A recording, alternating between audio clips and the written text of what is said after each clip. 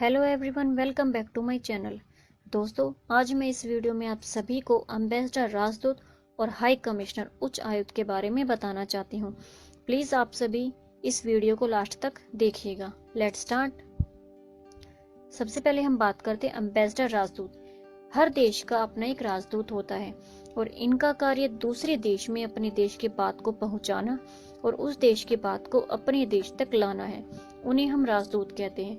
देखिए, जो गैर राष्ट्रमंडल देश यानी नॉन कॉमनवेल्थ कंट्रीज हैं, उन देशों में जाने वाले दूतों को राजदूत कहा जाता है। कॉमनवेल्थ कंट्रीज ये क्या है? ये उन देशों का समूह है जो कि कभी ब्रिटिश साम्राज्य के अधीन थे। देखिए, 28 अप्रैल 1949 को राष्ट्रमंडल देश कॉमनवेल्थ कंट्रीज का गठन किया गया था, जिसमें 53 देश शामिल थे। तब इस बात को सुनिश्चित कर लिया गया था कि जो देश राष्ट्रमंडल देश यानी कॉमनवेल्थ कंट्रीज की सूची के अंतर्गत नहीं आते हैं, उन देशों में भेजे जाने वाले दूतों को राजदूत कहा जाएगा। राष्ट्रमंडल, इसकी अगर हम बात करें तो इसका मुख्य लक्ष्य सभी राष्ट्रमंडल नागरिकों के हितों की रक्षा करना है, उनके जीवन स्तर को ऊंचा उठाने के प्रयास करना है और उनके मुद्दों को अंतर्राष्ट्रीय मंच पर उठाना है। हाई कमिश्नर, उच्च आयुक्त, देखिए उन देशों के दूत जो राजदूत की तरह ही दूसरे देश में अपने देश का प्रतिनिधित्व करने जाते हैं, यानी अपने देश को रिप्रेजेंट करने के लिए जाते हैं।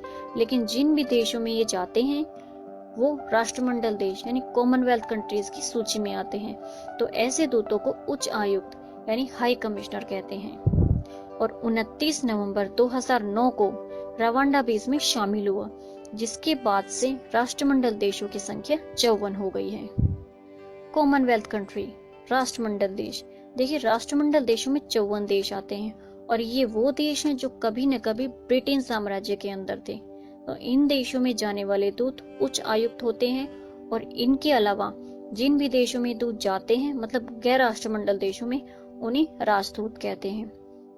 और कॉमनवेल्थ गेम्स भी इन्हीं देशों के अंतर्गत होते हैं।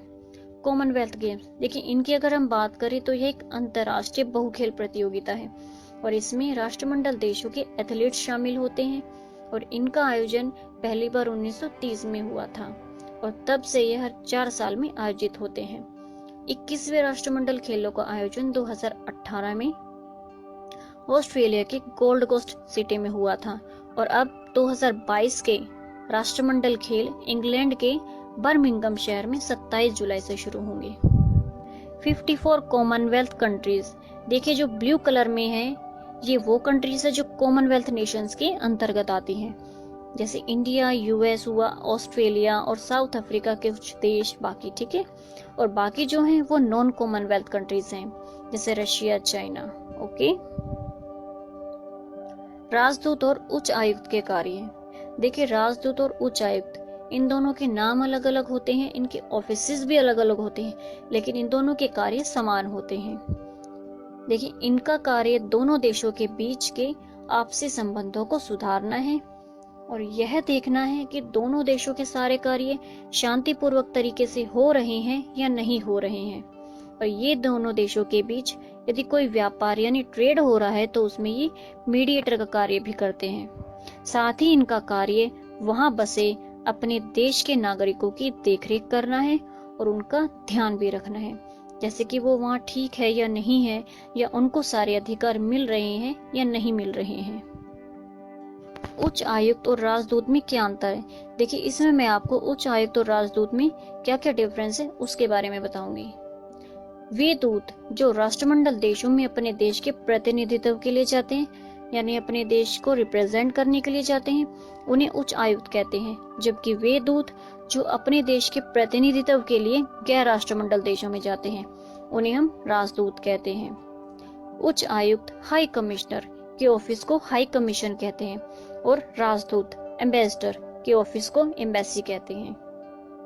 इसके अतिरिक्त उच्च आयुक्त और राजदूत दोनों के सारे कार्य समान होते हैं। देखिए राजदूत और उच्च आयुक्त, इसमें मैं हम कुछ इनके एग्जाम्पल के बारे में बात करते हैं। देखिए पाकिस्तान, इंडिया है, ऑस्ट्रेलिया है, ये राष्ट्रमंडल देश है, इसलिए इनमें जाने वाले दूत उच्च आयुक्त हाई कमिश्नर होंगे दूसरी ही ओर जैसे चीन है, रशिया है, ये गैर राष्ट्रमंडल देश हैं, तो इसमें जाने वाले जो दूत होंगे वो राजदूत यानी एम्बेसडर होंगे। आई होप आप सभी को एम्बेसडर और हाई कमिश्नर के बारे में समझ आया है। सो प्लीज इस वीडियो को लाइक, शेयर एंड सब्सक्राइब करना नहीं भूलिएगा। Thank you.